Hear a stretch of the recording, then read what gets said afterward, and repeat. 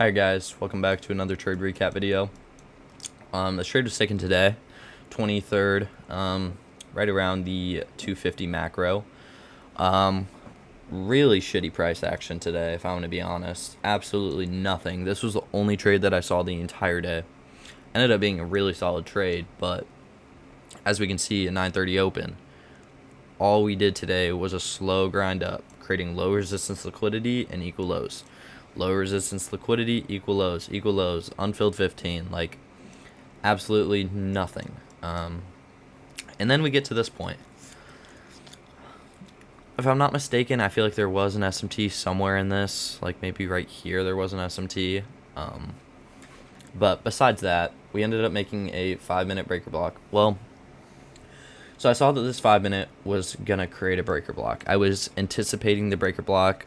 If you watch some of my other trade recap videos, just in my video section on my channel, you can go look at them. But normally I'll enter off like a 1-minute breaker, and I'll enter before when we inverse the fair value gap, and then it'll make the breaker block. So what you're doing there is you're basically just predicting or anticipating that the breaker block is going to get formed. So that's kind of a way to get an early entry in on it, and that's normally the best way to do it because you won't really find an entry after the breaker block's made most of the times. As we can see in this trade, we did. So we had this 5-minute. Whoa, where did that go? Okay. We see this 5-minute fair value gap. It held up 1, 2, 3 times. So looks for a really good spot once we do inverse it. And what do you say? We inverse it, and I set a limit. Let's see. We inversed it right here. We inversed it on this candle. So we closed right here. I set a limit then for the tap back in, fills it right there. And also at this point, when we closed right here, we also made the breaker block. So I told myself, okay, I'll set a limit at the 5-minute inverse. It'll most likely get hit because we were very close to it. We get filled right there, and I will also set a limit for the beginning of the breaker block in case it taps back into there. In this trade, honestly, sorry guys, 1 second.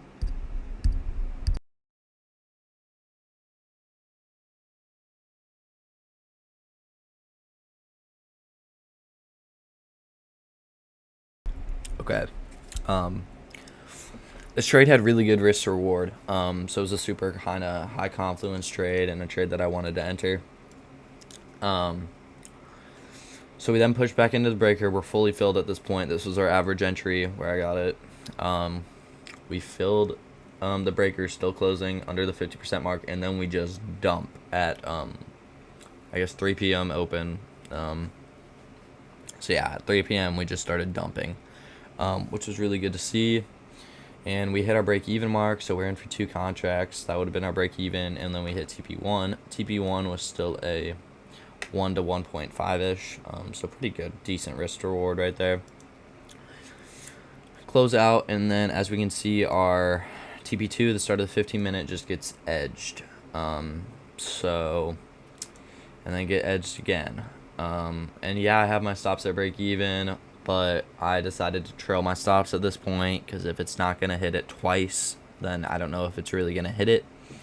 So I trailed my stops to this high, actually. This previous candle wick high. So I put my stops right there. So one of our contracts was a 1 to 1.5, and the other one was a 1 to 0.8. So not the best RR, but better than the break even, which would have happened to us because we ended up tapping the breaker block one more time, and then we went down, hit the 15-minute, hit one of the sets of the equal lows. So yeah, overall just super shitty price action, but a really good trade and a really good model as well. So this is definitely something to keep in mind when you guys are looking at the charts. This draw on liquidity was super clear to me, especially with the breaker block. 5-minute breaker block got respected right away too, and then we just dumped after that. And also all the downside just looked really good. Like this sell side right here, start of the 15-minute, 2 sets of equal lows, all this low resistance liquidity, all this low resistance liquidity, like just looks super good for shorts. And I had the conviction. That's why I entered the trade. You have to have conviction. You have to have an edge in the markets. And I mean, that's what I had. And as you can see, we hit our take profits. So yeah, overall really solid trade. Hopefully you guys enjoyed this trade recap video, and until next time, guys.